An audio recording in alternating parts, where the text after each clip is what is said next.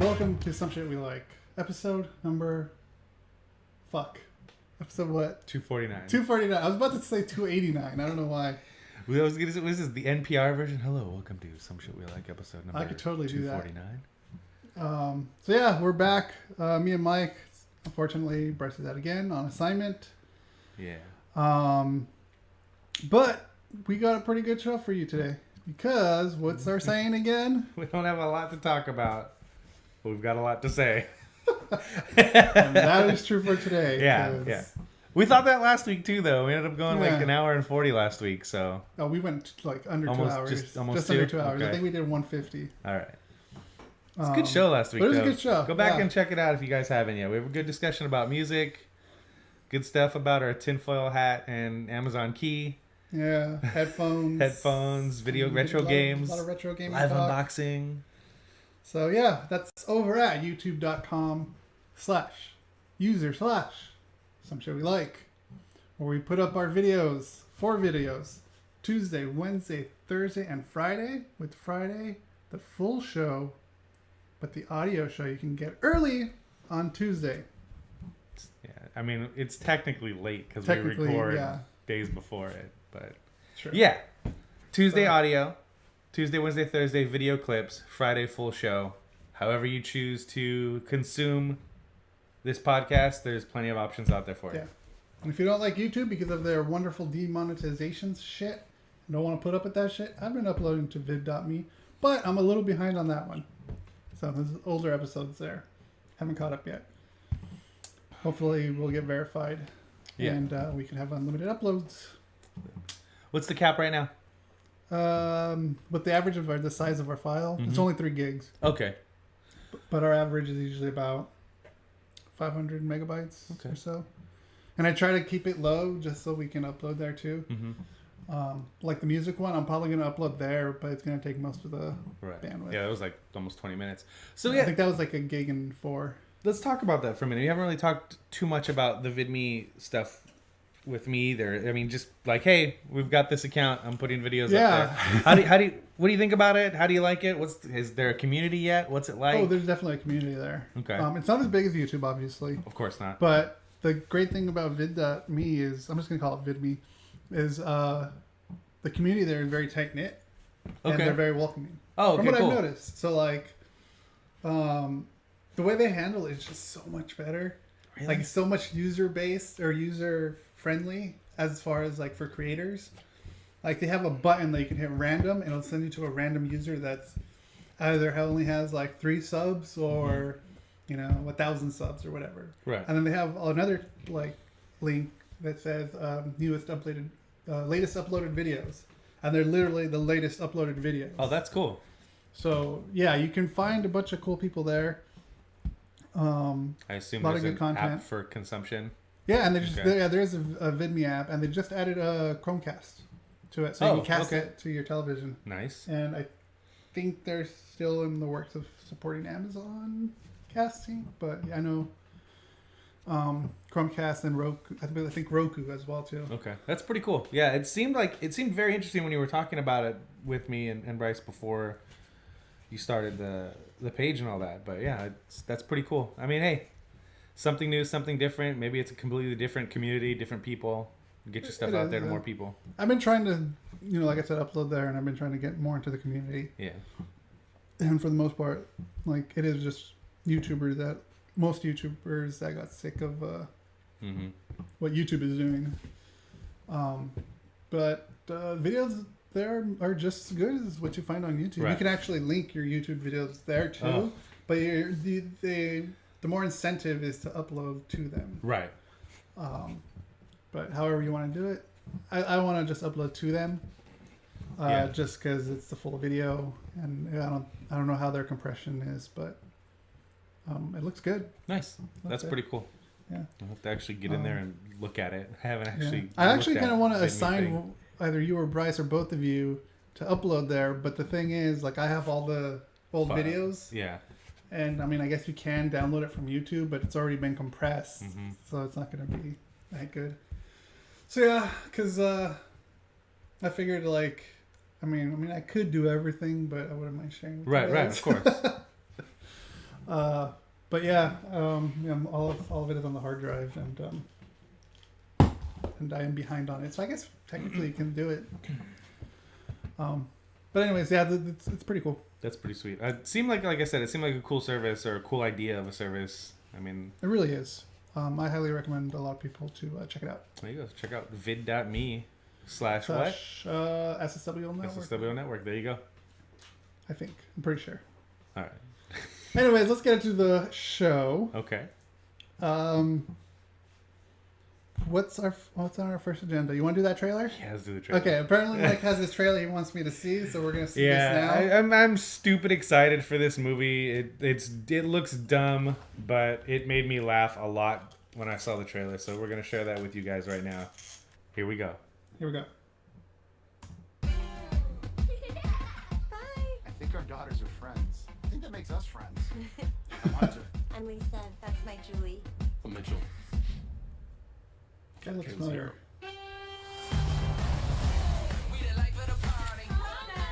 I can't believe it's prom. They're so grown up. I can't even hug my daughter anymore without feeling her boobs. Just high fives from now on.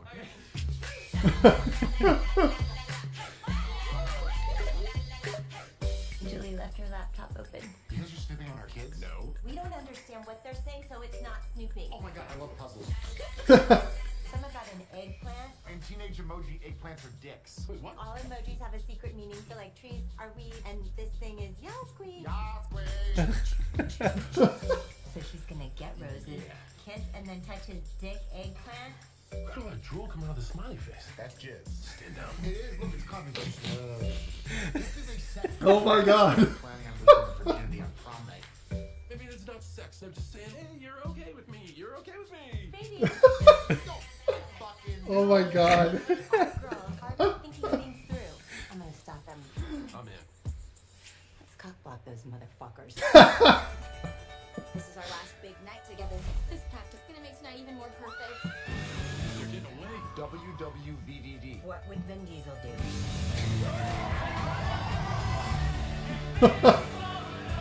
In times of crisis, parents are known to have superhuman strength. I can do this. What the fuck? This is so messed up. Did your dad try to stop you when you wanted to lose your virginity? He's too busy high-fiving me. I'll do anything for my daughter. What about a little chugging contest? Bring it. Wait, what? We're butt chugging. What? This dog. No, I'm tagging out. You're in. What? You had a baby. Everything's looser down there.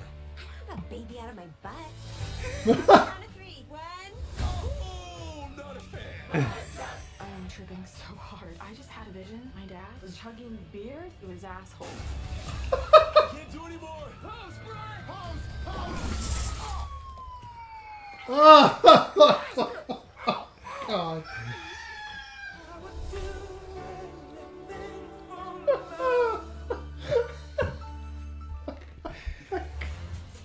Well, what do you think, Greg? Oh my god, I am so in for that. That looks so Holy funny, man. shit, that's hilarious. I didn't expect all that. You were right. Yeah. So I told you it'd be worth it. It was worth putting the headphones back on. Yeah. And play. Yeah, dude. I came across that a couple of weeks ago, and Holy shit. I was like, oh, I remember seeing a press release about John Cena being in a new movie, and then I saw Leslie Mann, and I just assumed that it was I another love her. Judd Apatow movie because I mean, Yeah, not that she those are the puts- only movies she's in, but Mostly in his movies. yeah, and John worked with Judd Apatow on fucking that Amy Schumer one, Trainwreck. Trainwreck, yeah. Oh. So, and it was one of those things where John was only supposed to be in that movie for a very limited amount of time, but they were very impressed with his comedic timing. So, like on set, they were writing more stuff for him That's hilarious. to be in. And then he was in the movie Sisters with Tina Fey and Amy Poehler. He was? Yeah. He was in that. And yeah, he's kind of been getting a lot of movie roles lately, and he's a really funny dude. He's got great comedic timing, as you see there. Very good. And but yeah, I'm really excited about that movie. It looks ridiculously stupid. Okay, so John Horowitz is the writer. Harold Kumar, American Reunion. Most of the Harold Kumar and a few other writers. It's just a group of writers. And who else? Okay, Brian. Cool. Damn. So they wrote more for him just because they liked his on the set of Trainwreck. Yeah, they wrote more for him because they liked his Judd Apatow was really high on him. I mean, the dude definitely. I mean, if you're a wrestler, you're an actor. Yeah, for the most part, yes. Yeah. But there are some guys who are very, very good at portraying the character they portray in wrestling. But when you get them outside of that bubble, they can't do anything else because they're so tuned into that character. But there are guys like John, like The Rock. The Rock.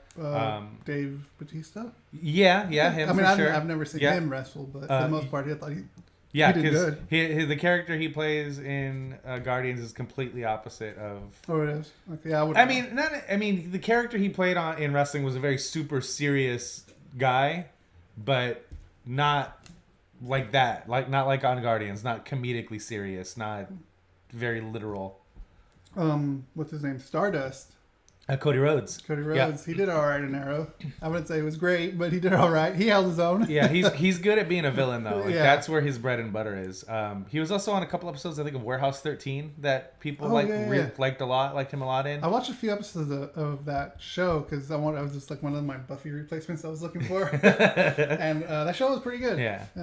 But yeah, then you go back to the 80s, and Roddy Piper was in a lot of movies. They weren't necessarily big blockbuster movies, but he starred in They Live, which was an amazing movie, and he was really good in it. And he basically had a career in Hollywood after They Live, and like it was small movies, but he wasn't doing it to get rich. He did it because he liked the idea of acting and telling stories and being in movies. So.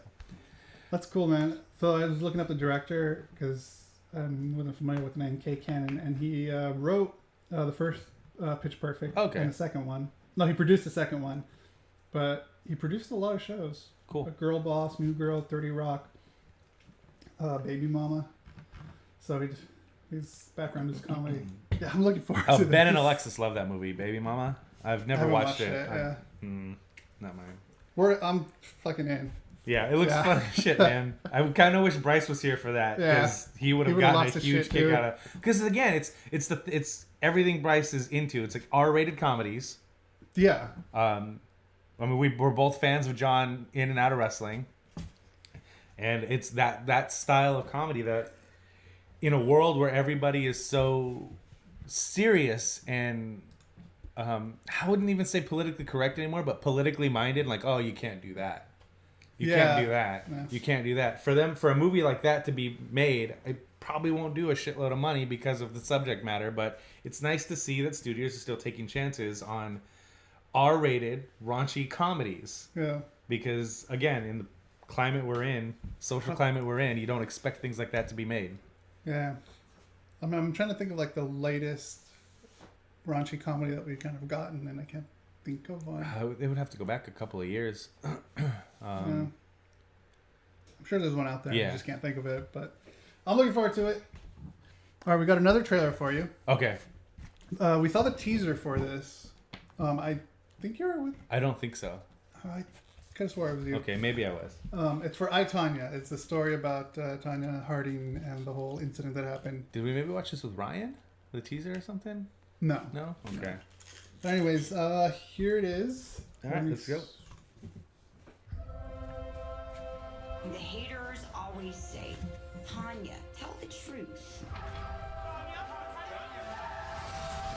There's no such thing as truth.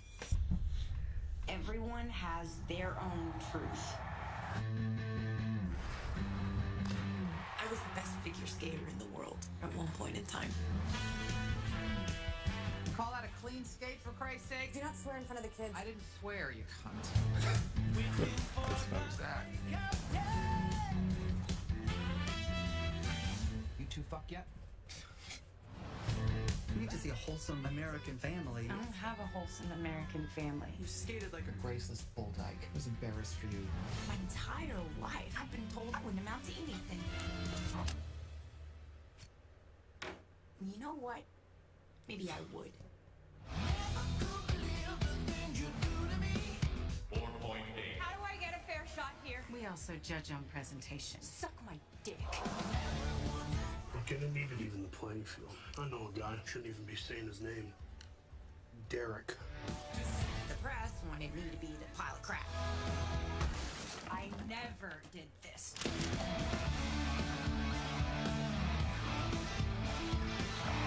What is going on? We're with the FBI. They know something. What can you tell us about Tonya Harding? I don't know a Tony Harding. Are you her bodyguard?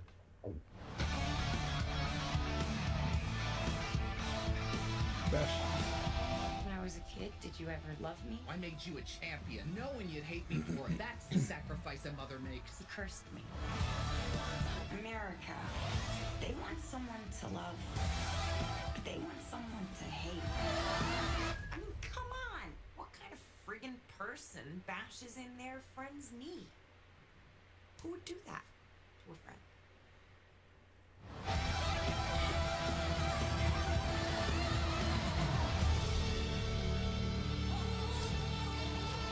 Stop that. That's interesting. Interesting take on that story. Yeah. It wasn't quite what I was expecting. Yeah. It definitely feels like a dark comedy almost. Yeah, like a mockumentary yeah. kind of thing. I Um, don't know. Raves are good there though. I don't know. And I did hear it did good at I forgot what Film festival. festival? I don't Yeah. remember which one, but a lot of people did enjoy it. Okay. Yeah, it looks interesting. I'll watch it. But- I mean, I think it's one of those moments in history that we lived yeah. through that we gotta kind of watch it, see Yeah. see the take on it. I mean, it happened in '94, and I remember it, like seeing it on television and like the whole fiasco around it. I didn't know. I don't know how much is it gonna true. It's gonna go word for word. Right. Like the way she walked up or skated up to the judges. Yeah. Like, Yeah, is that I think, really I how think, she was? Like, I did she think do it's a something like little that? embellished, but Right. Creative license, man. Creative license. Exactly. I'm looking forward to it though. Yeah. Definitely. Such a crazy story. It is. Because that was at the World Championships that happened. It was, yeah. And then She couldn't finish. They both still skated in the Olympics the following year. Yeah. And it was like all this drama. Like, I we've talked about it here before. I love watching the Olympics, whether it's summer or winter. Right. So I was watching, obviously, and it was crazy because Tonya Harding went out there like nothing happened and skated and had so many problems. She had, like, I think it was like a music cue problem. Yeah. And then her shoelace snapped, and then she was crying and like, can I get a redo? And this, and I was like, karma is a bitch. But yeah, it's a very interesting story. It almost plays out like a movie, you know, like. Seems, yeah. Yeah.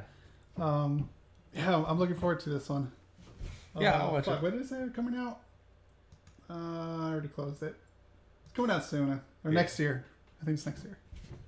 It was I'll post it right here. There was a spoof movie that came out back in the day with Julie Brown, and it was 3 stories, I think, 2 or 3 stories, and it was called Attack of the 5'2" Woman. And it was one of the stories in the movie was the Tonya Harding thing, and then one of the other ones was the Lorena Bobbitt thing. Oh. Yeah, it's a very funny, I think I might have seen very that. funny movie. Julie Brown's hilarious. Also, yeah, check that out. I think it was called Attack of the 5'2" Woman. Yeah. I'm pretty sure that's what it was called. All right. You saw a movie. I did. By yourself, or did you? No. This movie I saw with Bryce. Okay. And yeah, kind of sucks Bryce isn't here. When you said you saw it, I was like, I would have saw it by myself. I saw your post. I was like, Rick's not gonna go see this movie by himself. Movie we're talking about is Jigsaw. Jigsaw, I think it's, as far as the Saw movie, the first one, like, it's unanimously, we all like that movie. Yeah, that movie's great. I didn't even bother seeing. I saw part of 2, didn't like it, and I've never watched anything after that. Oh, I enjoy 2 and 3. Yeah. Everything after that, when they were 4, 5, 6, 7, 8. It's all about the gore. Yeah. But yeah, so Jigsaw, it's I mean, Tobin Bell is in it. Oh yeah. So cool. It's obviously a prequel. And my review for this is it was actually pretty good. Really? I wouldn't say it was fantastic. Okay. But I thought they did a very good job. I was skeptical. I was very skeptical because, you know, like... Yeah. Everything after 3, in my opinion, was like nonsense, gore fest. And I still watched them anyways. Really? Yeah. Huh. Okay. I think... And I've always saw him with Fran. Oh, really? Everyone. Did you see this one with Fran? Was he there? No. No. I probably should have invited him to that, too. That would have been funny. Yeah. But anyways, yeah, it was actually not too bad. Cool. I mean, did this story need to be told? Not really, you know. But Halloween time, why not cash in now? It has been something like 7 years since the last one. No way. Yeah. Really? I think 6 or 7 years. Yeah. Okay. And I'll fact check it right there. They did 5, right? They did. Or did they 6? 6? Yeah, because this is the 7th installment. And this one kind of gives you some more backstory, basically, on Tobin Bell's character. That's cool. And it does, of course, extend the legacy down to someone new. So we probably could get a Jigsaw 2, which I don't think we need. Or more a reboot of the Saw franchise. Yeah. But there was a lot of Easter eggs in this. If you've seen all the movies, there are definitely Easter eggs in them all. As far as like, there's this one character who's just obsessed with Jigsaw, where she actually has made most of his contraptions and stuff like that. And there was one, which I think they mentioned it was in the 5th one, that he never got to make. And we see that one. I mean, she builds it. It's not the one they use, but she builds it because she wanted to see how it looked like and wanted, you know, the character is obsessed with Jigsaw. But we do finally see it in like Jamie Kennedy in Scream, like that kind of. Yeah. Okay. Yeah. But yeah, we actually see that, and we see it in the promos too. It's a big spiral. Yeah. That's one that he never got to use, and we see him use it in this movie. That's cool. And the funny thing about that, though, is they talk about the behind the scenes stuff, like that particular I don't know what to call it, torture device. Yep. So that's a word you could use. That's the word I could use. That's a word you could use. That particular torture device was actually going to be in the 5th movie, but it just didn't make sense to build it and to go through with that. So they never actually put it in the movie. So it's taken out. So that was kind of like an Easter egg for this movie to show that this is actually a prequel to even before. But it's there. The Saw movie. Right. Because they've always talked about in the movies, like if you've seen, you know, all of them, like they talk about how there was a test run before he actually did the first one. Yeah. And this kind of covers it. So it's a good movie. You can see it in Netflix or Amazon, however you like to. But whatever. Yeah, Blockbuster. But Like a Blockbuster night. For the most part, like it was enjoyable. That's funny. And I don't think they need to make any more. But they probably will. Yeah. I don't know, man. After 1, I tried to watch 2 and I just couldn't get into it. Because I felt like they were always going to try and out-twist themselves.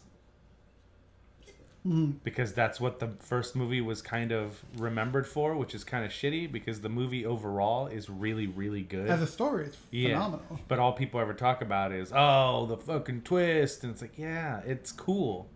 It's a great storytelling device, but it don't cheapen the rest of the movie for the one big thing. Because there's that whole movie and the way that story is told is really, really good. Yeah. And for the most part, like in Jigsaw, like I felt like they actually put plot first. Okay. And that's why I wouldn't say it's terrible. Okay. You know? Like if I were to do my own ranking as far as the first 3 on this one. Yeah. The this would probably be the fourth one.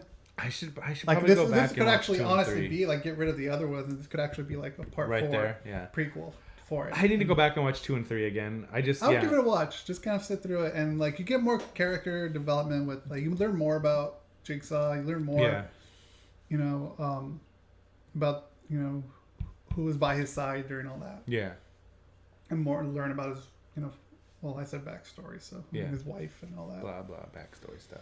But they're good characters, and like I started getting more in depth with Saw since this Jigsaw movie came out, and the concept of this was that the writer, I'm forgetting his name, but he kept having these really bad headaches, and he convinced himself that he had a tumor, so he wanted to get an MRI. And then that's kind of how he came up with the thought of like, what if my X-rays got switched, or what if what if this was really it? Like how would you live your life if you actually knew you were going to die right now? So that's kind of his concept of the whole Saw movie. And if you haven't watched Lee Winnell, is that his name? Yeah. I think Lee Winnell. Yeah. And if you haven't watched the short, it's on YouTube. I highly recommend it. I'll probably put a card right here. Go check it out. It's Look really at you good. making more work for yourself. I know. But it's really good. It's really good. It's like their proof of concept. Okay. They put this out in festivals, and they got their money to make the full movie. Yeah. And the rest is history. I really, really like that first movie a lot. Yeah.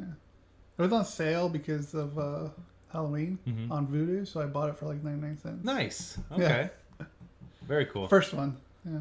They had a whole package too. They had all of them, I think, for like it was like $20. But I'm like, I just need that one. So I will never ever forget the first time I saw because I didn't see it in theaters, but I had no idea about the twist at the end. Nobody did. I saw it on home video. I thought you saw it at Comic-Con. No. Who saw it at Comic-Con? We went. Yeah, I think he saw it at Comic-Con. But then the following year we went to a panel for Saw 2 that Tobin Bell was at. But yeah, no, we didn't see it. They may have seen it there in 2005 or whatever. I forgot to pull the shot. But yeah, so I was at Amber's house. What, we got a message? Yeah, they liked your shirt. Oh, thank you. Rick gave it to me. Yeah, sorry about that. I forgot to put the chat back up. So I was at Amber's house. Amber was having iPod issues, and she was having the same issues I was having, to where it wouldn't boot up, and then her computer had gotten restored, and so all the music files on her computer were gone. And so the next time you plug the iPod in, it would wipe the files from the iPod, and she didn't want to have to go through that. So I had a similar issue with my iPod. And my iTunes. This is way back in the day, obviously. This is 2004-ish, 2005-ish. Okay, yeah. And I was like, oh, I have a fix for it. I'll come over and I'll get all the music off your iPod, put it in your iTunes, fix your folders, you'll be good. So we get there, and it shouldn't have been that long of a process because she had the iPod Mini, which only I think was like 4 gigs. Yeah. 4 gigs. It was only 4 gigs. I had it. So this shouldn't have been a long process. No, I had the 8 gig one actually. So she put on Saw because our friend Jerry was also there, and she hadn't seen it, and I was like, oh, I haven't seen it either. Put it on. So she put it on, and we're watching it. And instead of doing what I was supposed to be doing, I was watching the movie because I got sucked into it. So I watched the whole movie and then did the iPod process. And it was this weird convoluted process to where you had to open up iTunes, then open the preferences file, and that froze iTunes. So you could plug in your iPod, and your computer would read the iPod, but it wouldn't. But iTunes wouldn't. So then you could pull all the files off of the iPod and drag and drop. I remember that. Yeah, I think I might have sent you that articles because you had to do the same thing. Yeah, it was. And what's so funny is to this day, you can still do that workaround in iTunes. Oh, really? You can still open that fucking preferences folder. That's funny. Yeah. And it still freezes iTunes, and it won't read your iPod or iPhone, whatever you plug in to update, and you can pull all your files off without having to lose it. So yeah, it was a long process of having to move the files off the iPod, then put them into iTunes, fix the folders, then update the iPod. That's funny. Yeah. Oh man, yeah. Yeah, I think you did send it to me. Anyways, that's how we get off topic. Well, so no, fast. so yeah, that's when I first. That's when I saw the first Saw movie. Was after it was out on home video and stuff. I didn't see it in the theaters, but yeah, like so I was sitting there and I started doing what I was doing on her laptop, and then I was like looking over, and then eventually I was like. And then eventually I got up and moved and was sitting on the couch, and I was like, "Ah, shit! I better go back and do what I came here to do." But yeah, it's a really good movie, man, and I'm glad you liked this prequel. I liked it. Go see it. I mean, if you're a fan of the Saw movies, you definitely probably have already saw it. If you haven't seen the first Saw, though, go see that first. Yeah, which we haven't even ruined it, so go see it. I know it's been 15 years, 10 years, 12 years, some shit like that, but I made sure not to bring up the twist because it's really well done. So good. It's just so fucking good. It's as good as the twist in Sixth Sense. Sixth Sense, yeah. Yeah, definitely. So yeah, that's it. I guess go check it out. Yeah. You want Next topic. Video games. Yeah, video games. Okay, real quick update from last week. I have put about 6 hours into Gran Turismo Sport because it came from GameFly, and I'll say what I said last week. The driving in that game is amazing. It's the best the franchise has ever been, and I still haven't finished the license test because I'm trying to get gold on all of the license tests. So there's like gold, silver, and bronze. You can pass with a bronze, but I'm a perfectionist and I like to get gold stars or whatever, gold medals on all the tests. Yes.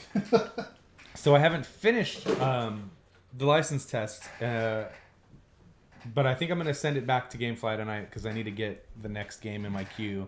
Because it's all stuff from this year that I'm trying to play through, so I have a deeper list to talk about at the end, of the year when we do our lists. Fucking getting there, aren't we? Yeah. We're in November already, dude. We're in November. Fucking hell. So I've put a bunch of time into it, and the driving is freaking amazing. And this is the first Gran Turismo game where I'm playing with the triggers and the analog sticks because I grew up with the PlayStation 1 where we didn't have that yet. Yeah. And so I was playing with the original controller, and I always used the D-pad for steering and the face buttons for gas and brake. All the way up until, so even when I've been playing Gran Turismo 6 on my PS3 recently, which I talked about that process last week and what I had to do. Go back and watch that. It's ridiculous what I had to do to play that game again. Even that game, I still play with the D-pad and the face buttons. Because, so... It's just what you know. Here's why. And this is how I justify it. The buttons on the PS4 controller, on the DualShock 4, aren't pressure sensitive anymore. They used to be pressure sensitive, which was why I would use the buttons because you could push them in, and you could. You can't do that on the new ones. I mean, I think you can, but it's on off. It's like a switch now. It's on off instead of being okay. Like So gotcha. Going around a corner, I was always better with the D-pad and the face buttons because I could hold the brake without having to jam on the brake. And granted, the analog triggers do the same thing that I'm doing with these buttons. It's just the way I was comfortable playing for so long. And if I want to be on the gas in a turn, but not full throttle, I could do that too with the buttons just by barely pushing it. And yeah, so you can't do that anymore. So now I'm forced to use these, the triggers and the analog stick, which I've gotten very good at. Out of the 40 tests I've done, I've got 39 gold medals. And the last one, I can't quite figure out how to get the gold because it's a test where you have to do a lap of a race or a lap on a track, come in first, but conserve your fuel. So you only have a little bit of fuel to get around this whole lap. And I was like, okay, I'll draft because that's how you conserve fuel in races. You draft behind cars. So I draft behind cars to get to the first few turns, but then there's a big gap between me and second and first once you get into third place. So it's really hard to manage your gas usage, your fuel usage, when there's no one to draft off of and you're going into tight corners, so you have to brake. So I'm gonna try again to get the gold medal tonight before I go to drop it at the post office. But yeah, it's a really, really good driving game. I'm just, once I'm done with the license test and the missions and stuff like that, I won't ever play their FIA sport races because I don't care about that stuff. I don't care about online with Gran Turismo. I always come to that game, as I said before, to drive production cars around these real world racetracks. And they don't have all the tracks I like, and they don't have all the cars I like. So I hope this is literally just a stop on the way to the next. So what car are you using? So each license test has to use a specific car. And they build up from a Mazda Roadster to I'm using a Jaguar XKR race touring car right now. About those cars. So yeah, it's pretty cool. It's got a good range of cars, but the cars I used to use all the time aren't in the game. The first cars I buy are the Nissan S13, 14, and 15, and the Nissan GTR, and then the Toyota Sprinter AE86. Those are the cars I buy. Those are the 5 cars I buy right out of the gate. But none of those cars are in Gran Turismo Sport. Oh. Which is a bummer. But yeah, I've been playing Gran Turismo 6 also, and Sport, and Tony Hawk. Right.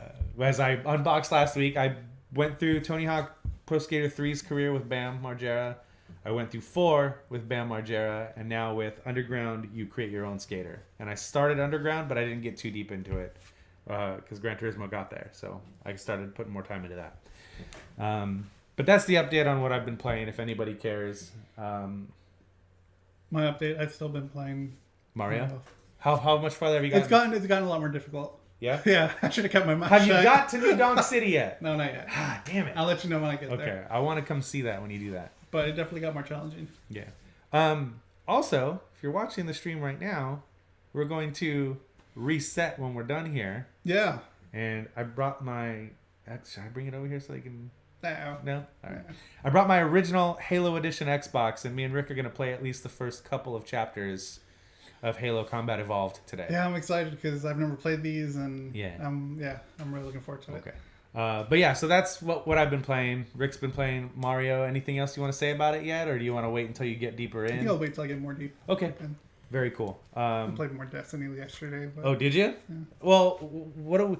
So we have left... So we need to go back and get all your missions cleared out, and then finish the single player with you being the fire team leader. Then go back and finish the single player with me as fire team leader, and try and get that light level up, or power level, I guess it's called now. But yeah, man, I really want to get back to playing that game also. It's just I'm trying to cram through a bunch of games that came out this year that I hadn't got a chance to play yet. So it's been, and then I'm playing old games like an idiot instead of focusing all on new games. But yeah, we'll get to that. We'll finish that before. I figure we should at least finish the story mode of Destiny before the end of the year, so we can really see if that holds up on our list anywhere. Spoilers, it totally will. But yeah. Speaking of video games and Destiny and new things to come. Yes. Paris Games Week happened Monday morning. So this is all old by the time you're hearing this, if you're listening to the podcast or watching the videos next week. Right now it's Sunday, so it's almost a week old. But there was some very cool stuff. I don't want to get caught up in talking about everything that was shown. Just the highlights, right? But I know there's 2 major things that you and I are super psyched about. And one thing that I'm super hyped about that I don't think is on your radar. Probably not. And what do you want to talk about first? Let's talk about this one thing that it's the first story, Ghost of Tsushima. Okay. Yeah, click on that. So for a while now, the first party Sony developer Sucker Punch has been working on a game. And everybody thought, for a long time, assumed they were working on the Spider-Man game. Because it's an open world action adventure platformer type of deal with Spider-Man. It should be the top story. First one? Sony now? Oh, right there. So everybody assumed, like, oh, Sucker Punch is probably working on that Spider-Man game. No, it turns out it was Insomniac Games that's working on that. And like, those are the people who did Ratchet and Clank and all that stuff. So that's cool. They're great for that.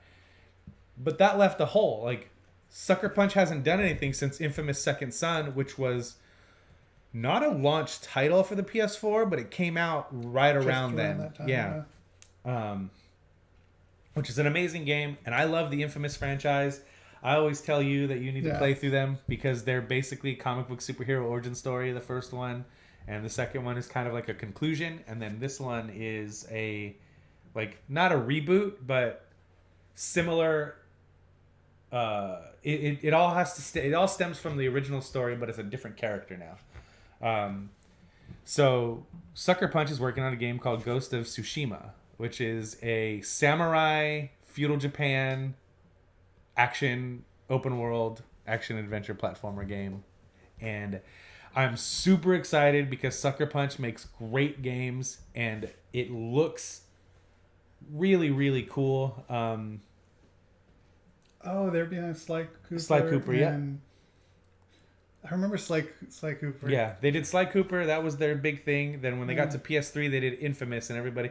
So they kind of did what Naughty Dog did, because Naughty Dog was doing Jak and Daxter, and then everybody was like, why is Naughty Dog doing a third-person shooter? And now everybody's like, oh my god! Yeah. And then they were doing a cutesy costume, or cutesy...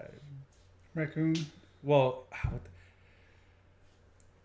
Wait, which one are you talking about? Yeah, the Sly Cooper, but there's a word I'm trying to think of that I can't think of right now. Mascot platformer. Oh, mascot platformer. Because the Sly Cooper was kind of like, oh, look at Sly Cooper, a big, dragon guy, and that was kind of like Sony was known for that, as well as Jak and Daxter and Ratchet and Clank, chasing that Mario. Yeah, getting costume that, or platformer, mascot platformer thing. Exactly. So then when the PS3 was launching, they announced Infamous, and everybody's like, what the hell? Why are they? But if you look at what Sly Cooper was and what Infamous was, they're very similar. Yeah, that's true. They do kind of act the same as far as like jumping from building to building. Yeah, and stuff like that. And this is like a real departure. Earlier this year, we had Guerrilla Games come out with Horizon Zero Dawn, and that was a complete departure from what they were doing before, what which were they doing before? Was a Killzone, first-person shooters. Yeah, okay. So they did all the Killzone games. So we've seen that. We've seen Naughty Dog do a complete departure from a mascot platformer. Yeah. And now they're doing Uncharted, and now The Last of Us, which we're gonna talk about in a minute. And now we're getting to see Sucker Punch really do something different. Because if they would have done Spider-Man, it would have been amazing, but it would just been more of what they do. Sly Cooper, action platformer. Infamous, action platformer. Sense, yeah. This looks like it's going to be an action game, but looks like it's going to be completely different. They didn't show like much gameplay or anything in the trailer, which I hope they announce a release date at the PlayStation Experience in December, which is going to be in Anaheim. I hope they announce a release date then. PlayStation Experience? Yeah. In Anaheim? Yeah. I think it's sold out already though. Of course. Yeah. Because it's a community thing. It's like it's not a industry event like E3 or Paris Games Week. It is a community event for people to go to. So I hope they announce a release date, and I hope it's soon, because they've been working on this game for like 4 years now. Wow. Yeah. But yeah, I was really excited about that because I really enjoy Sucker Punch as a developer, and I love the games they make, going all the way to Sly Cooper. Well, that's good. I mean, a company going in a totally different direction is always good. It gives you a chance to start all over, start with something new. Yeah. New game mechanics and new character, new story, new personalities to work with. So yeah, I really. It's been working for all these other companies. Why not give it a shot? Yeah. And again, it's not a complete departure from what they've been doing, but it's definitely way more different than what they've done. Yeah. That's cool, man. But yeah, you really need to play the Infamous games, dude. They're so good. Yeah, I think I got it once out of Redbox. You got the first. I think you got the first Infamous because it was free. That's what it was. Yeah. Because after the outage, they were like, pick a couple of games, and the first Infamous game was on that list. But yeah, I mean, I hope what I really want them to do now, ramping up to this release. And I know everybody was hating on this like a year and a half ago because they were claiming, oh, there's no new games out. They're just doing remasters. Give me I own Infamous 1 and 2 on my PS3 that still works. But if they came out with a remaster or whatever, a re-release for PS4, I would buy it in a heartbeat. Yeah. Yeah, I think they should do that. But yeah, that's Ghost of Tsushima. Ghost of Tsushima. And it looks really dope. Then we just kind of half-assed watched a trailer for a game. Let me see if I can find it. It's probably near the bottom of the list. Called Invector. Yeah, it's near the bottom. It's like fourth from the bottom. So we just, before we started recording, I was like, what is this? And I clicked on it, and you were kind of watching over my shoulder. And it looks like a game similar to Frequency and Amplitude, which are harmonics games. Also a game on the PC called Audio Surf, if anybody's ever played that. That takes your own music and beat matches it, and you just kind of... I remember that. Yeah. Super fun game. But it looks kind of like that. I wasn't too fond of the music in the trailer, but the game looked really fucking cool. Neon, vector graphics. It looks like a mix of... Excuse me. It looks like a mix of like Tron and Wipeout. Yeah. And that's what really has me intrigued. Did you... Okay, so you're a Wipeout fan. We're going to get off on a tangent here. You know what? Let's finish this, then we'll talk about Wipeout. Okay, so Invector looks really, really cool. Does it have any info about like release or anything? I didn't read that far in. Does it have any info about release or anything like that? No info on release. Okay, so this is obviously going to be a PSN game, and hopefully it's $15 to $20 and not anything more than that. And hopefully it comes out soon, because I would definitely give this game a shot. Oh, for sure. Because I bought the Amplitude remake that came out last year, which was really fun, but was lacking the charm of the original, even though it was very, very good still. Real quick, Wipeout. You like Wipeout. You're a PlayStation kid. You like the Wipeout franchise? Did you know that they have a Wipeout collection on PS4 that's got like remaster of, it's like Wipeout 1 and 2 and PSP and the Vita game, and then some new tracks? I thought I saw that. Yeah. I don't remember where or how I heard about it, but I remember hearing something about that. I almost bought it the week it came out. It's only $40, but I'm patiently waiting for either a sale or for it to be a PlayStation Plus game. But I don't know if I can wait anymore, because I love the Wipeout franchise. Yeah, that's something I kind of wish it was on Switch, just so I could take it everywhere. Oh, here you go. Are you one of these people? Oh, that game looks cool, but I wish it was on Switch. No, that doesn't matter. I'd wait for it to drop too. But I just think for a game like that, it'd be nice to take. I mean, I had a sweet Wipeout game on the Vita that I could take everywhere with me. Where was everybody then? True. But yeah, I did hear about that. Yeah, okay. I probably would wait for the price. It's been out for a while.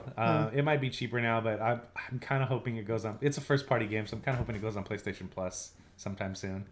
Yeah. But yeah, I just wanted to talk about that real quick. The trailer we saw was really cool. Yeah, great look. I was gonna say graphics, but it's not the graphics; it's the style of it. Yeah. But yeah, that looks really cool. Invector. So yeah, let's get to the biggies, man. What would you like to talk about first? Would you like to talk about controversial trailer number 1 or controversial trailer number 2? Last of Us. Okay, let's talk about The Last of Us 2 then. Okay, Last of Us 2 showed this very visceral, brutal trailer of someone getting their elbow fucking hammered in, and kind of gave me the willies. But I expect that coming from Last of Us and Naughty Dog. That didn't give me any willies. Really? No. Someone getting their elbow hammered? I was like, ooh. I just thought it was brutal. Yeah, god damn, but man. For the most part, it's... Yeah. I mean, it's a video game. So, but it looks so good. It looks so real. But I'll get into why. Yeah, okay. Keep going. This trailer they showed was weird because it wasn't gameplay. It was literally a trailer. Story trailer.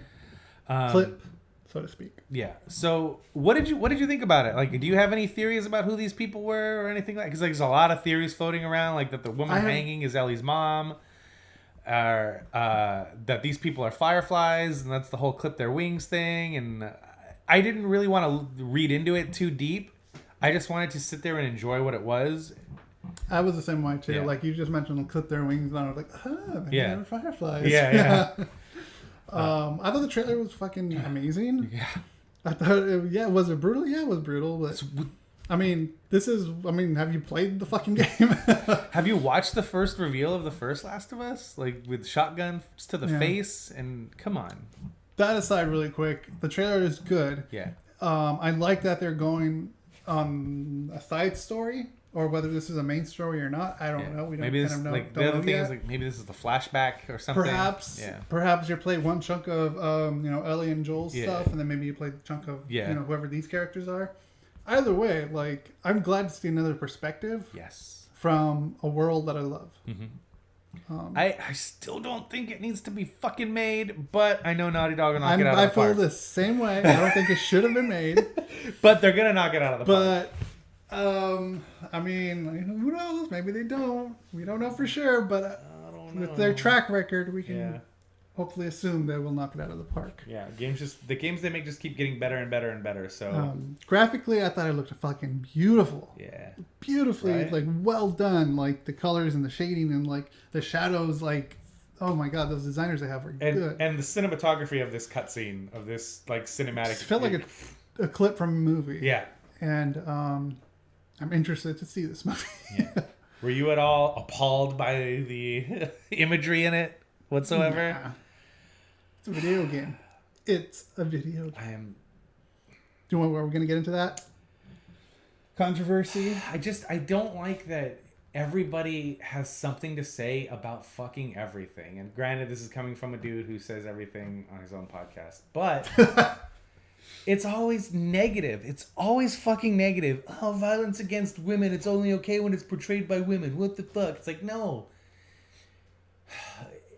If you watch Walking Dead and you watch Game of Thrones, oh, I love those shows. They're the greatest shows on TV. You have no room to throw stones at the choice of storytelling in this trailer or this video game or video games in general. Let's not forget about context, too. Yeah. Perhaps you wiped out an entire village or something, We don't know. And it's just, I am so tired of somebody wanting to be the first to show off how fucking sensitive they are to everybody's plight. Like, fuck off. No, you're not. No, you're not. You just want everybody to think you are, so you come out right away, fucking, ooh, it's violence against women. Oh, we're going to talk about another trailer in a minute that got a lot of backlash because there's child abuse in it. Oh. And it's like, fuck off, man. Like, no, it's a video game. It's a piece of entertainment. It's not real life. Just like Game of Thrones is not real life, just like Walking Dead is not real life, just like Breaking Bad is not real life, Sons of Anarchy. I could go on and on with these shows that depict rape, incest, drug dealing, murder, and some on basic cable. Yeah. Some on basic cable. And nobody bats an eye at it or complains about it. But the minute it happens in a video game, these people that claim to be video game journalists and video game enthusiasts, and they love video games, the first thing they want to fucking do is knock it down. You can't tell stories like that in video games. Nobody knows how to deal with it sensitively. Like, give them a fucking chance. Have you played the first Last of Us? They handled that game and that story very well. They didn't hold anything back. They didn't sugarcoat or baby anything, but they also took the situation and the story very serious and gave everything context. This game is cinematic. On the same level like Metal Gear was cinematic, or Heavy Rain and all that, all those types of games. So we know, first of all, if you're seeing this as like a movie or something like that, like, well, even if you saw it as a movie or whatever it is, it's fake. It's all someone who with a pen and a paper. Okay, well, maybe not a pen and a paper anymore. Yeah. But creating a new world. Mm-hmm. There's violence, but you're gonna see that everywhere. It bothers me because it's. And we don't know what the context of this story is yet. Right. Like, we don't know much about these people, and like we don't know what happened before that. Why she got tied up, or what's gonna happen after. Yeah, or what's gonna happen after. Exactly. It just really bothers me that people choose to hold some forms of art on this high, untouchable pedestal, and let it get away with everything, and then they take some other forms of art and they constantly want to put their thumb on it and hold it down. You're not artsy enough to be art. And where was the talk on Grand Theft Auto? But even still, though, like the talk you hear about that is, oh, you can kill hookers and you can kill women and take their money and then run them over with your car. Like, if you've played those games at all, someone brought this up because Grand Theft Auto was brought up, and I can't remember what podcast it was I was listening to. Maybe it was might have been the Giant Beast cast, but they were kind of talking about this, and they brought up Grand Theft Auto and how it's always, oh God, you can have sex with the hooker and then kill her and take your money back, and it's like that's first off, that happened in like Grand Theft Auto 3. Those are the earlier ones. And if you play those games, they encourage you to kill far more men than they do women. So I'm tired of hearing like this whole it's sexist and insensitive and this and that. No, it's not. Everything is treated very evenly in those games. In fact, you want to skew it the other way. What about the violence against these men? You're killing hundreds and hundreds of men. Nathan Drake, everybody likes to make the comparison. Nathan Drake is a sociopath murderer. Like, no, he's not. He's a character in a video game that gets attacked first and retaliates. Violence in general is bad. And I mean, in the real world, violence is bad. Yeah. Yes. All that is bad. All violence is bad. This is a fantasy. It's a form of escapism. If this is not your thing, it's not your thing. Go look at something else. But for some people, this is what they like, this is what they enjoy.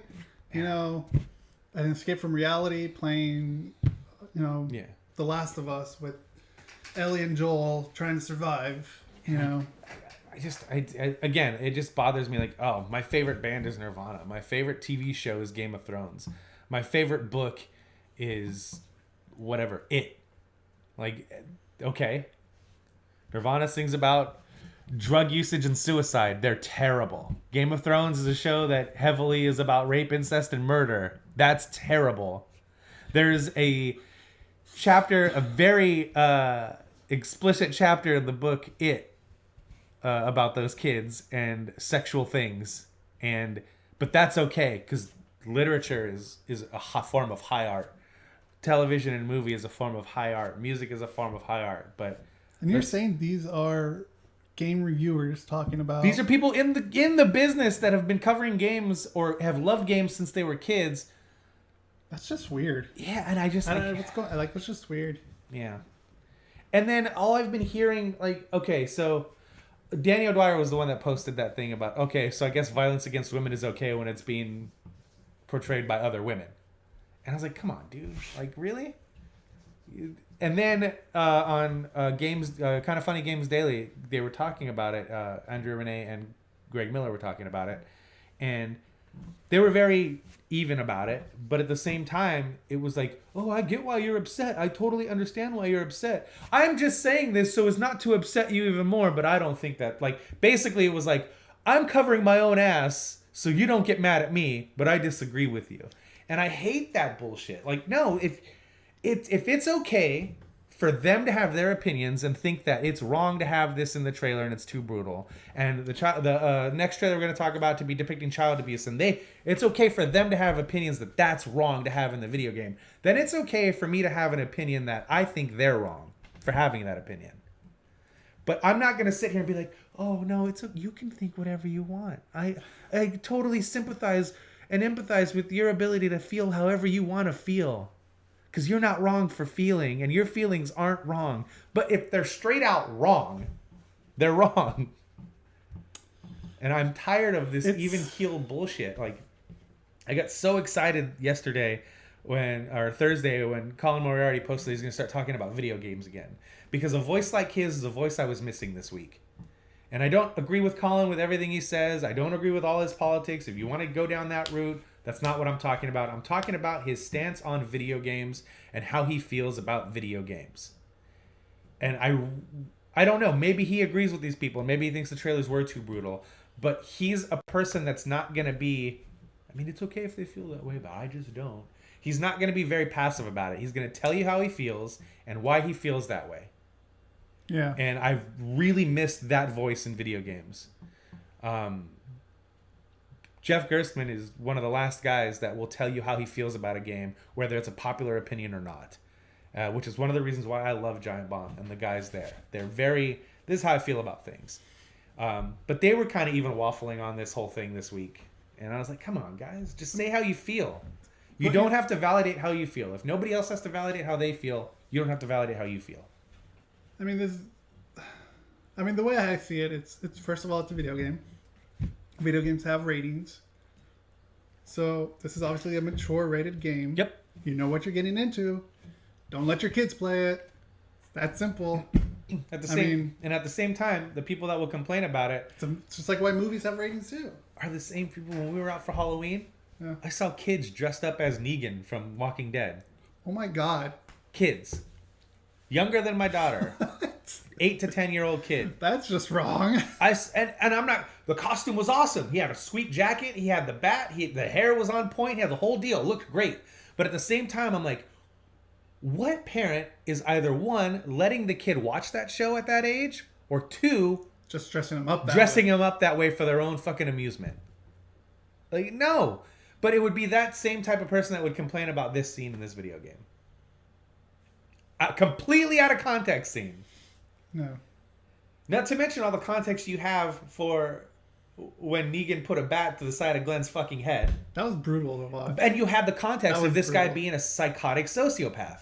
You don't have any context for this, but you're going to put your thumb on this and say games shouldn't be tackling subject matter like this. You know, in fact, I watched that scene because everyone was talking about, oh, did you see the same with Negan? Blah, blah, blah, blah. I'm like, oh, no, I don't watch it anymore. But like, you got to watch it. Just watch it. I'm like, but I don't watch it anymore. Just watch it. I'm like, okay, fine. I go watch it. I'm like, what the fuck am I watching? Yeah. And that's what I turned it off halfway through because like I don't want to see that shit. Yeah. And that's what you do. If it's not something you like, you turn it off. You vote with your dollar.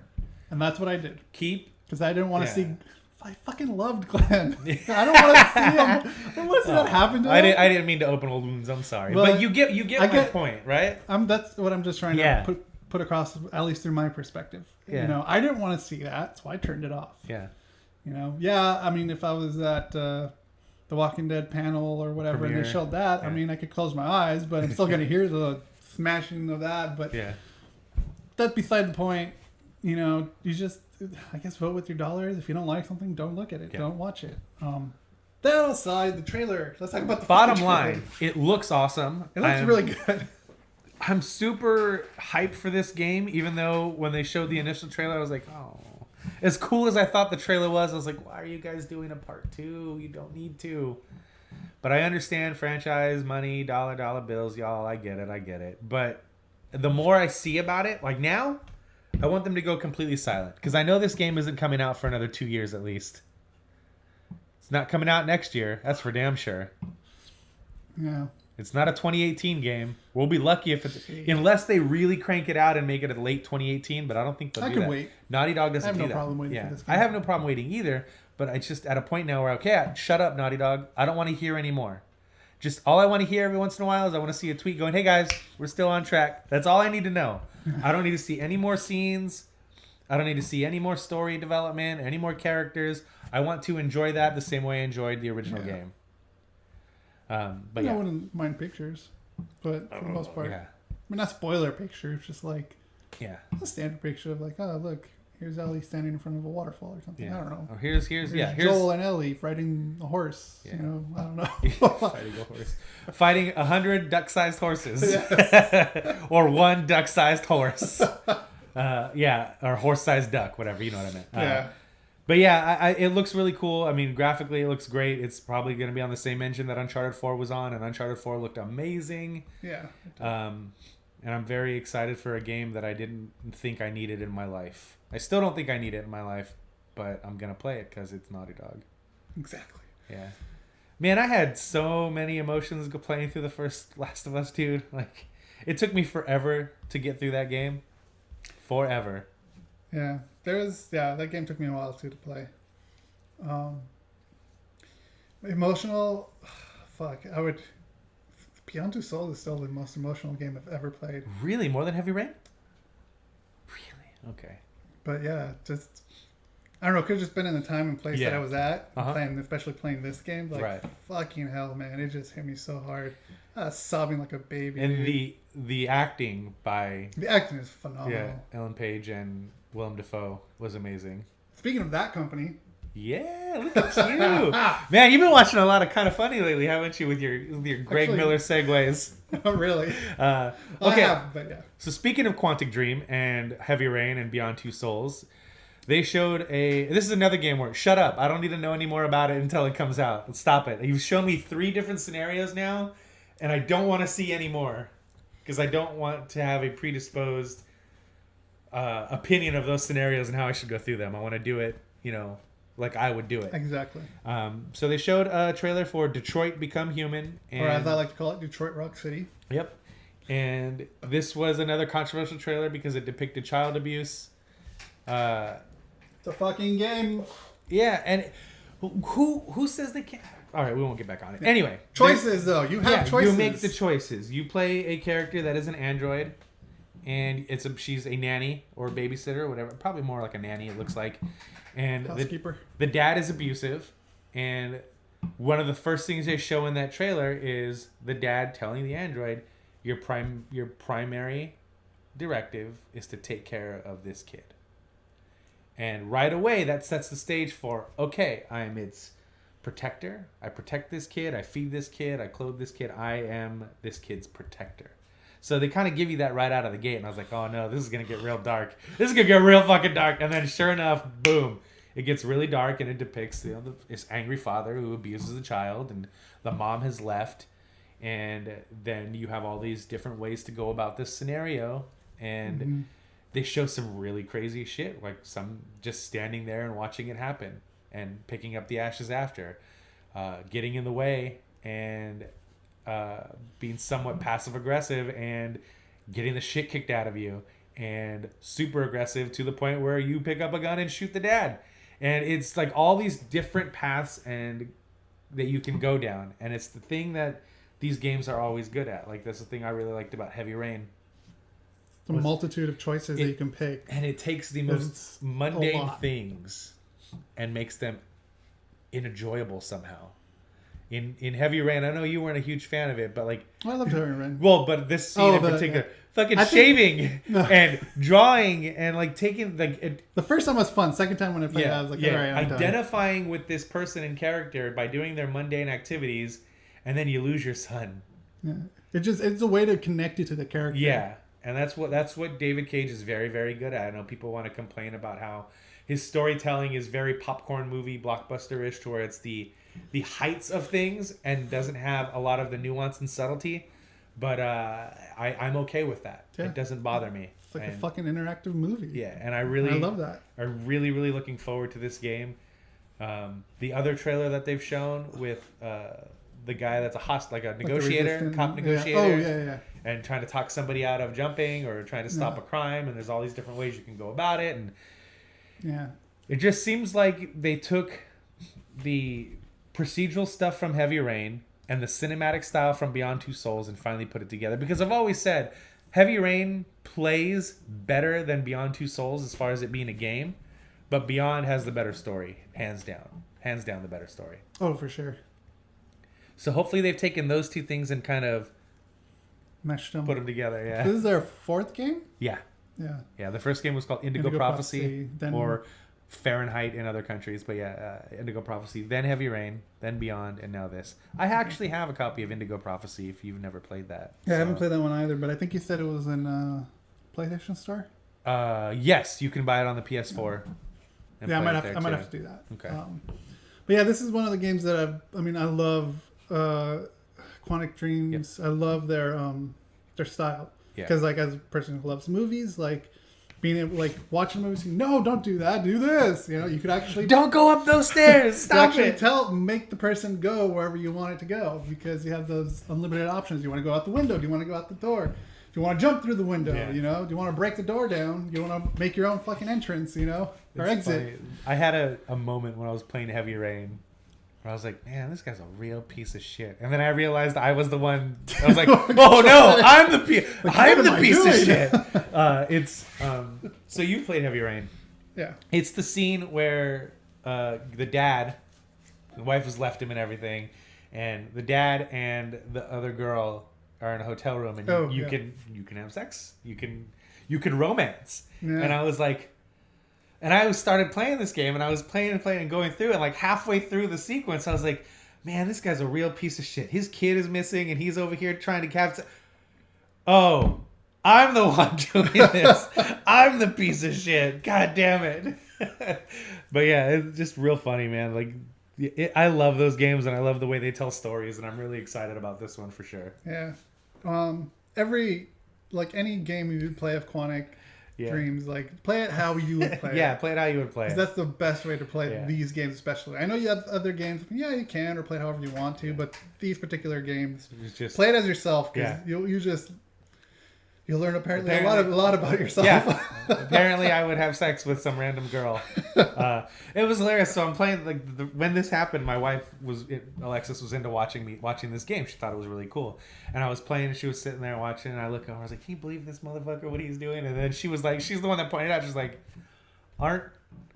So she goes, "Oh, so that's a cutscene?" I go, "No," and she goes, "So you're the one playing it?" And I go, "Oh yeah, I guess I'm the piece of shit, huh?" And we all started laughing, had a good laugh about it. But yeah, it was pretty funny, man. I love David Cage as a writer, and like his whole he may take you to like the heights of storytelling, and it's like the blockbuster style, the big set pieces, if you will. And it might lack some subtlety and nuance, but I really felt that Beyond had a lot of good subtlety and nuance to the characters and the writing. Yeah. But just the way it played was not very fun. Yeah, the control in it wasn't fun, but for the most part, like, it was the best game. Yeah. Emotionally that I've ever played. Yeah. And I was looking over here because I was looking for a release date, but there's still no release date. 2018. Oh, it's 2018. Okay, yeah, I didn't say that here. That's the one I'm more excited about. Like Last of Us, I can wait. This one, I want it now. Yeah. 2018. So at E3, they came out and said, "Hey, any trailer that we show now that we have a 2018 date on, it's for the first half of 2018." This wasn't one of the ones that had 2018 on it, but Quantic Dream has said, and Sony has said, Detroit is a 2018 game. So it's probably going to be around summertime, I would assume, because they're not going to want to put this game out in the fall when it's heavy releases. It'll probably be out end of spring, early summer. So first half, hopefully. But yeah. So yeah, that's kind of it. Like, there's some other stuff from Paris Games Week. Spelunky 2 is coming out, which I loved Spelunky. I played the shit out of it on my Vita. But for the most part, that's kind of the stuff Was there anything you saw on that list that you wanted Spider-Man. Oh, yeah, Spider-Man. I definitely want to talk about Spider-Man too. I was going to bring that up, actually, myself. Yeah. And you brought it up. Before we started recording. Yeah, but we got a trailer for that. Yes. This game looks so good. I don't even like Spider-Man, and this shit looks rad. This, like, watching it just reminded me of the old TV show, the old 90s cartoon. And whoever they have voicing Peter Parker is doing a really good job at voicing a Peter Parker. Yeah. I want to say it sounds like Tom Holland, I think that's his name. Tom Holland? Holland, yeah. Which is fine, because I feel like this is like something else. Yeah. This isn't this Marvel is, movie no, stuff. This is different. video game. This is completely different. And it feels like the 90s cartoon, but as a comic book and as a video game. So it's like blends the two together. It kind of in a good way. It kind of reminds me of that MTV series I always talk about so much. Oh, true. Yeah. That's with Ian Ziering and Neil Patrick Harris. Yeah, Ian Ziering played Lisa Loeb. Lisa Loeb. Yeah, kind of reminded me of that. Yeah, it does. Yeah, a little bit. Yeah, that and then of course the '90s cartoon. But yeah, man, they show Peter Parker and Miles Morales being all buddy. Like, everybody's super hyped about that. That's into the comics. I'm not into Spider-Man. So I don't read the comics, so. And then, it was a trailer, but we also saw gameplay of it. I think it was last year. And they showed something there too. Yeah. Oh, they did. Earlier this year at E3, they showed some stuff. The gameplay just looks so good. Yeah. Swinging around, and the fighting is kind of like that Batman or Assassin's Creed style of fighting system, so it seems very fluid and fast. Yeah, it definitely looks very fluid, as a Spider-Man would be. Like, he just kind of flows with his actions. And it looks like the gameplay looks good, and the story looks like it's going to be as good too. And I really like that they're not showing, hey, here's Green Goblin. Like, they're showing some of what people would call the B and C list of the villains. But I like that. I like that they're not showing that too, because, like, this made me more interested than any other Spider-Man game I've ever saw. Yeah. Because they show like, oh, you're gonna fight this one and this one and this one. Like, no, I don't want a leveler. This is a story. It seems like. And it's an open world kind of thing. I didn't know it was open world. Yeah. Is it open world? I'm pretty sure it's open world. It looked open world.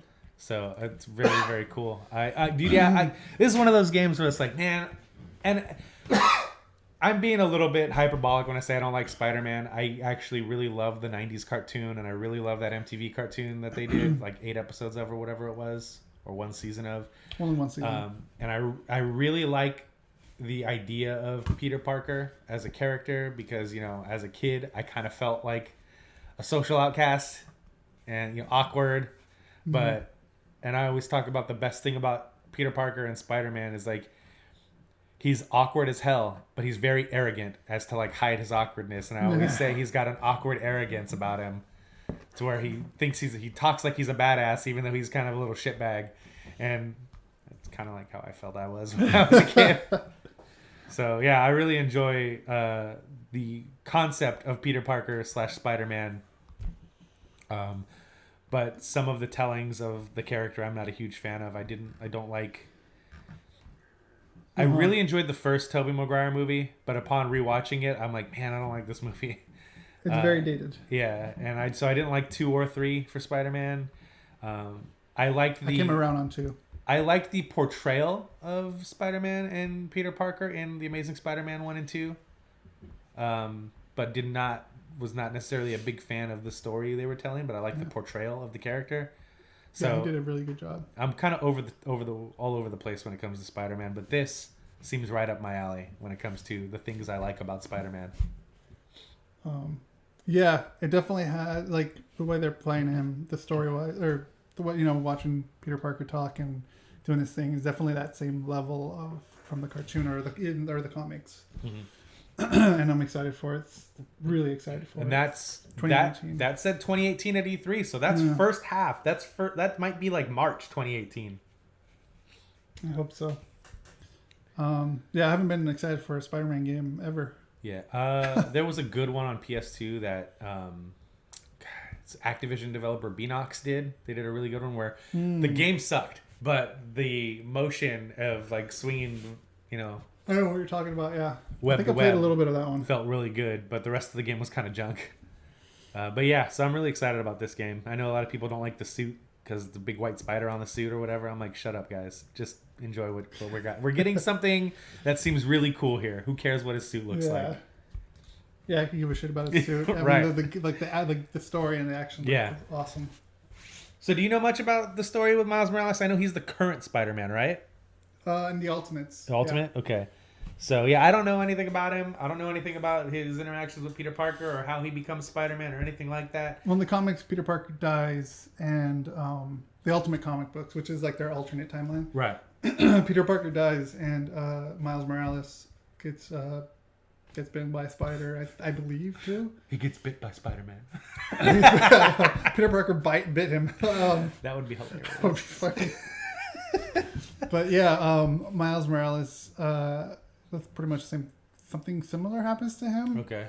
And the reason is through his uncle, which his uncle is the Prowler. Okay. Do you think they'll do something crazy, like kill off Peter Parker halfway through this game and you pick it up as Miles Morales? Do you think there's ever a point in this video game where you're playing as Miles Morales as Spider-Man? Yeah. You think so? I think so. I don't think they'll kill off Spider-Man. But even if they did, they're going to bring him back. I think it would be fucking amazing if they, you know, they actually did kill 2 hours into the game, Peter Parker gets fucking murdered, and now you're Miles Morales as Spider-Man. That would be a fucking that would twist. be so good. That would be an awesome twist. They won't do that. Yeah, they won't do that. Spider-Man's their golden. But I mean, Miles is taking up the mantle. He's still Spider-Man, so I think that would be awesome. Yeah, I was reading some of the. I read some of the Ultimates with Miles Morales. Yeah. I just can't remember the story exactly on how he got his powers, but he does have the powers. It's just it's a little tweaked, so he doesn't have it exactly the same, and he can do other things that Parker couldn't do. Okay, that's cool. But I enjoyed the comics, and the movie, the latest movie, did a very good job. Homecoming? In kind of mixing the two together, and there was what's his name from Community. David Glover? I still haven't watched it. Is it David Glover? Fuck, I have No, Donald Glover. Donald Glover, yeah. Yeah, I forgot he was in that. Yeah, he's in it. He's just so small part. Right. But he's playing the uncle of Miles Morales. Really? Okay, that's cool. Spoiler alert! Sorry. Okay, I haven't seen it yet, so I don't know. I like Donald Glover a lot. I can't wait for that Han Solo movie to come out. Oh, me too. Yeah. He's gonna kill it. With freaking Lando Calrissian. Yeah, he is. Yeah, he is. And I've been watching. I've been rewatching Community. Uh-huh. And every time I watch it now, it's like, fuck, I can't wait for that now. And then his role in The Martian was really good too. His role in The Martian was like almost felt like a mix between the two characters and Community, him and Abed, just because like how neurotic he was in The Martian. Uh-huh. But yeah, he was good in that too. But yeah, I'm excited for this game, dude. Yeah, same here, dude. Same. All right. Is that it? Or yeah, I think that's it. Unless there's anything else on that list that you wanted to talk about. Well, we did. Okay, I just want to see how long we got. Really quick, there was the Destiny expansion, first expansion. Yeah, something of Osiris. Curse of Osiris. I have it right here. Apparently, they took down the video. Yeah, December 3rd. It is coming out in December. Fuck. The title Curse of Osiris. The add-on, it's new enemies, new locations, and most importantly, new weapons. Yeah, Curse of Osiris launches on December 5th. Fuck yes. So, here's where you and I have a dilemma, sir. Did you buy the game digitally also? Yes. Okay. But you just got the base model. You just got the $60 one like I did, right? Just $60. I think I did, yeah. Okay, good. Because I got fucked last time, and you did too, because you bought it digitally the last time also. Yeah. Where we bought... No. Yeah, I did. We bought the Guardian Edition. Which... No, I bought a disc. Did you buy the disc? Okay, so I got fucked, because I bought the Guardian Edition, which was $89, and didn't come with the Season Pass. It just came with Vault of Glass, the first expansion.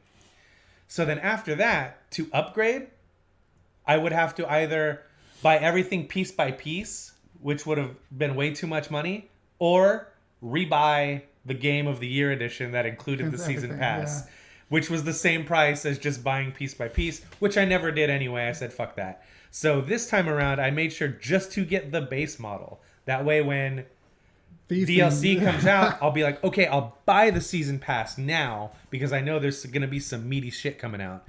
And then if there's a second Season Pass, I'll get that.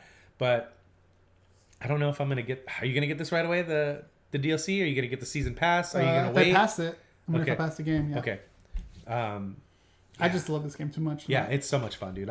I'm enjoying this game infinitely more than I did the first one, and I really liked the first one a lot. I totally agree. But yeah, I definitely want to get this. I just don't know how I'm going to consume it. I don't know if I'm going to get piece by piece or if I'm going to try and buy their Season Pass or what the deal is. I'll figure it out, though. Yeah, I'll figure that out later. Speaking of... Real quick, last thing. So wait, did you see anything in here before we move on? Did you see anything in here that you're super hyped for? We've already talked about the everything. Enemies, the guns. Was there anything cool they showed that you were like, man, for Destiny that you're like, oh, this is gonna be super cool? Or are you just happy that DLC is coming out so soon? New locations. Yes, I always like new locations. Yeah. Like guns and that. Yeah, that's all good stuff. And enemies, definitely good to have new enemies. But just as an art design perspective, like I love when they add new locations. And the way they treat this time around, the way they treat every planet kind of like a hub with passive things to do before you engage in the story missions, I think is really, really cool. It's probably the best addition to this game to where you and I were grinding because we didn't feel like doing story missions. We just grinded for 3 hours and did all the adventures on Essen, or is it Essen? Yeah. Because we hadn't gone to IO yet. We haven't done that yet, which is the next thing we need to do. But yeah, I really enjoy how they treat every planet or every location like a hub where you go talk to somebody and then you get other little tiny missions. Then you can do the big story missions. Mm-hmm. So I'm really excited about that prospect in the new area. Oh, also, really quick, I finally got my speeder. Oh, did you? Well, I'm calling it a speeder. Yeah. Yeah, I got What happened? How did? Okay, that's no weird. fucking clue. I just pressed. Maybe I was gonna say maybe maybe because it was in my game and it was maybe something weird like that. I don't know. But that's it. But yeah, okay. So real quick before we end the show, there's a great game that came out earlier this year called Horizon Zero Dawn. Right. And the DLC pack is coming out this Tuesday. I thought you pre-ordered it. Yes, I did. Because it's only $15 if you pre-order it with PlayStation Plus, or it's $20 if you buy it and you don't have Plus, or you buy a day of. So I was like, well, I'll pre-order it. And then last night when I turned my console on to play Gran Turismo Sport, it started downloading it. I was like, ooh, it's preloading! Yay! I'll be able to play it at 9 p.m. on Monday. Yes. Oh, it's tomorrow. Yeah. Oh, wow. Because it comes out Tuesday, midnight Eastern. 9 o'clock. So 9 o'clock our time. So it's preloaded and ready to go, and I'm very excited about that. This is the first thing I've ever pre-ordered that's preloaded that I'll be able to play right away. But yeah, I definitely need to go back into that game and get my bearings for a few minutes just to make sure I remember how to play the damn thing. But that is an amazing video game. I platinumed that thing. And did you really? Yeah. I didn't know that. Yeah, I got the platinum in that. But yeah, I'm really looking forward to that expansion. It's called The Frozen Wilds. And shit, have you seen anything about the new Star Wars Battlefront game? Their single player? I'm not interested. So I'm interested in the single player for sure. So the lead actress, Janina Gavankar, she was on True Blood. She was on a bunch of other TV shows too. She's a character in this expansion, which I'm really excited about. I like her a lot. She's actually somebody who loves video games, and since 2007 has been trying to get into the video game industry as a voice actor or something. And she was one of the main characters in Far Cry 4, one of your main quest givers. And ever since then, she's kind of been, and like, she's a fucking Star Wars character. She is the lead character in the Star Wars single player for Star Wars Battlefront. Oh wow! And now she's gonna be in Horizon Zero Dawn. That's cool. So like her, damn, and Ashley Birch together. So I'm very excited about that. Wait, both in Star Wars? No, in Horizon. Oh, Horizon Dawn. Yeah. Oh, I thought you were talking. I thought you were still talking about Star Wars. But yeah, no, I brought up the Star Wars because she's the lead in that, but she's going to be a character in this expansion for Horizon. But yeah, I love Ashley Birch, and she's the lead voice in Horizon. You still don't have that game, do you? No. I might have to let you borrow it just so you can play some Horizon? of it. Yeah. I thought you bought it for. No, I bought it on disc. Oh. Yeah, I definitely want to give that a run through for sure, just because. Yeah, I'll probably buy the game, but it's so good. Yeah, Ashley Birch. Spoilers. It's my game of the year right now. So far, because still time. Yeah, there's still time. There's a couple of games that are like, hey, we're here too, but right now it's Horizon. But yeah, that was that. I just wanted to bring up Horizon. All right. If you're watching live and you have Horizon, pre-order it now so you save $5 and it'll preload for Tuesday. Yeah. That'll do it for us? Yeah. Cool. All right, that'll do it for us for right now. We will be back. We're gonna change the scenery. We're gonna reset the streams. Yes, but first let us end the show. Yeah. If you want to watch us, we archive this on YouTube, youtube.com/user/someshitwelike. We put up the show Tuesday through Friday. Bits of the clip go up Tuesday, Wednesday, and Thursday, and the Friday is the full show with the audio show up on Tuesday. Maybe a bonus video on Facebook, maybe a bonus video on YouTube. Exactly. So, anything else, just hit us up on Twitter @SomeShitWeLike. Until next time. That was Some Shit We Like.